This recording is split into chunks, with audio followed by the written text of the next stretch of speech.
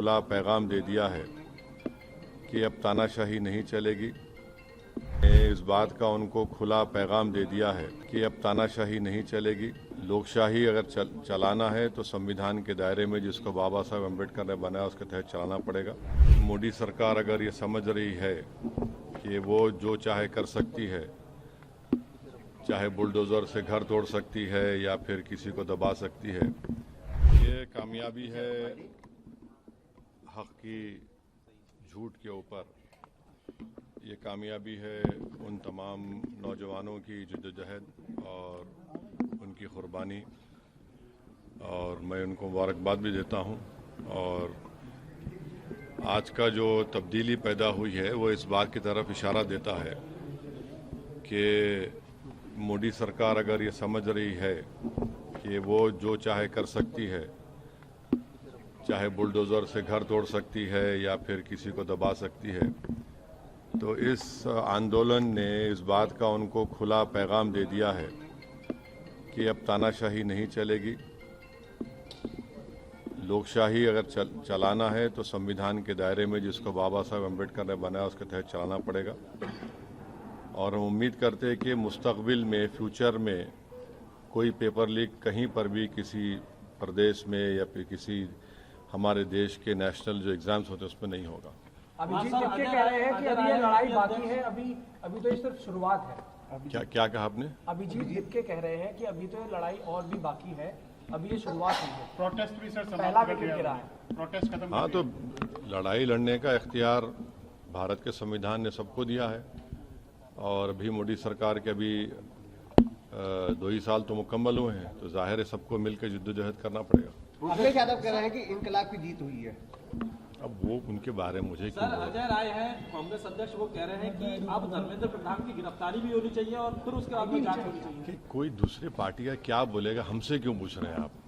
वो जवाब देंगे अपना। सर, लीडर ऑफ अपोजिशन के पे तो वो बताएंगे। सर, वो बोल रहे हैं कि लड़ाई जो है इस पूरे मामले में जो कार्रवाई है, जिन्होंने लाठीचार्ज किया है पुलिस वालों पे, उनके खिलाफ कार्रवाई होनी चाहिए और एक्शन सख्त होना चाहिए।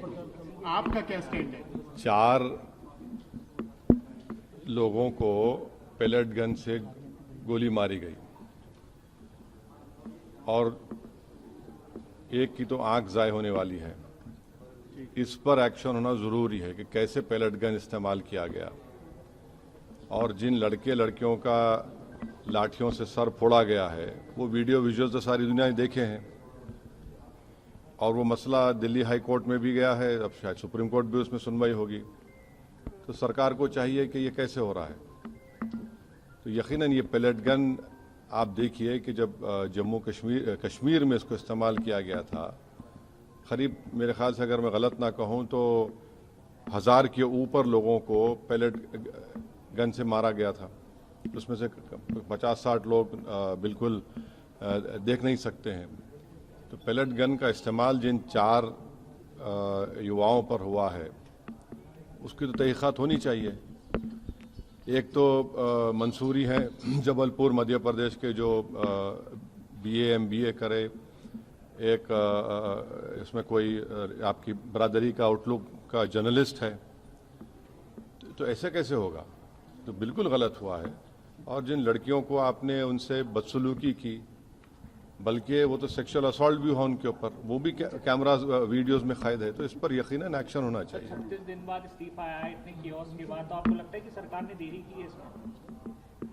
अब सरकार झुकने के लिए देरी कर दी ना, 36 दिन लगे उनको झुकने के लिए। शिक्षा व्यवस्था में कुछ सुधार अब होना है सर, इसमें किस तरह की? उत्तर प्रदेश में कितने पेपर का लीक हुआ बताइए? कितने पेपर्स का लीक हुआ है? तो हम उम्मीद करते हैं कि ये देखिए, सरकार कह रही है कि 2024 में कानून बनाया पेपर लीक के खिलाफ, उसमें 10 साल और 1 करोड़ का फाइन लगाया। अब आप कह रहे हैं कि 10 करोड़ का फाइन होगा। भाई, पेपर लीक हो क्यों रहा है वो तो देखिए। आप कानून बनाएंगे, ये बनाएंगे। फास्ट ट्रैक कोर्ट तो एक मजाक बन चुका है। 2009 में फास्ट ट्रैक कोर्ट बनाया गया और 2019 से बनाया गया। 2019 से 2026 तक आपको मालूम कितना खर्चा हुआ उसके पर? पार्लियामेंट में जवाब दिया 1100 करोड़ के। और अभी भी पूरे देश में 2,65,000 केसेस फास्ट ट्रैक कोर्ट में चल रहे हैं अभी, बैकलॉग है। उत्तर प्रदेश में 71% बैकलॉग है। तो ये सरकार के बोलने में और करने में बहुत फर्क है।